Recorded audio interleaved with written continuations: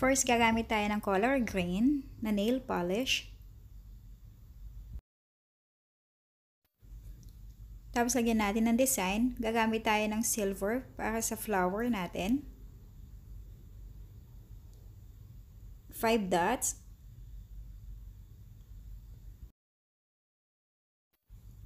Gawa tayo ng dalawang flower. Silver ang gagamitin natin dito.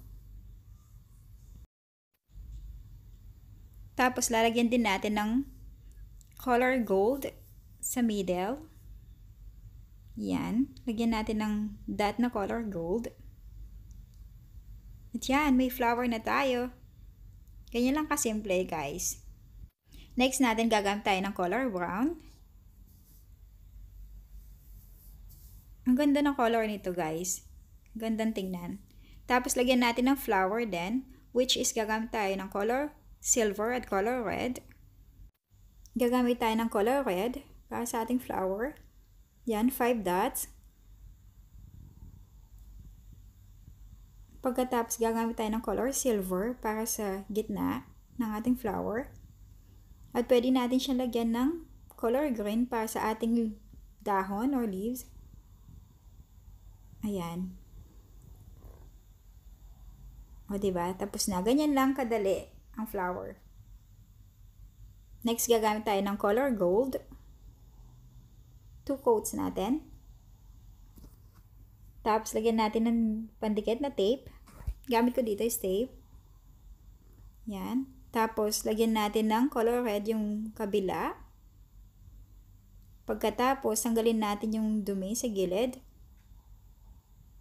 At tanggalin natin ng tape.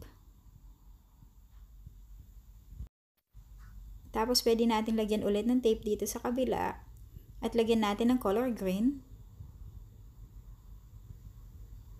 Yan.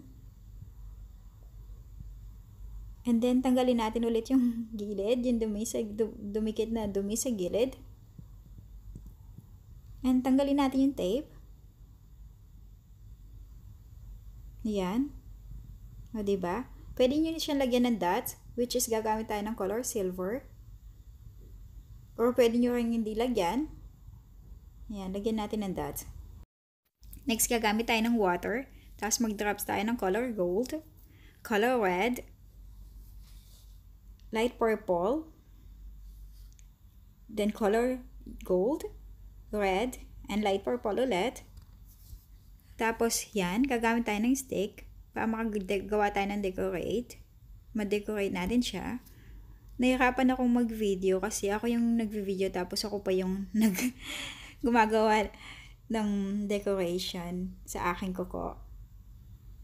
So, yan. Pagkatapos, pwede na natin ilagay ang ating kuko. Yan. Tapos, tanggalin natin yung excess na polish para hindi dumikit sa ating kuko. Yan. O, diba? Ang ganda niyan tingnan. Ang ganda niyan tingnan talaga, guys. Tapos, linisin natin yung dumikit. Yan. Napaka ganda niyan tingnan. Next, gagamit tayo dito ng light purple, silver, color red, light purple, silver, and red. Tapos yan, gagamit tayo ulit ng stick para ma-decorate natin. Yan. Yan, pagkatapos, pwede nating idikit ang ating kuko. Tapos, tanggalin natin ang extra nail polish para hindi dumikit sa ating kuko. Yan. O, diba? Ang ganda niyan tingnan. Tapos, tanggalin natin yung dumikit. So, eto na ang ating nagawa nail arts. O, diba? Madali siyang gawin lalo na pag ginawa mo sa ibang tao. So, yun guys. Eto na. Diba? Hindi siya masyadong malinis tingnan kasi ako lang ang gumawa. Tapos, nagvi-video pa ako. Mahirap kasing mag-video tapos ginagawa mo pa. Pero, binigyan ko lang kayo ng idea kung paano sila gawin. Basic lang siya. As maganda siyang tingnan kung meron siyang colorless. Kaso naubusan ako. Hindi ko alam na wala na pala ako. Ang pinaka-favorite ko dito is ito, diba? Ang ganda niyang tingnan, guys. Ang ganda niyang tingnan. Yan. Tapos ito, ang ganda ng kulay nito.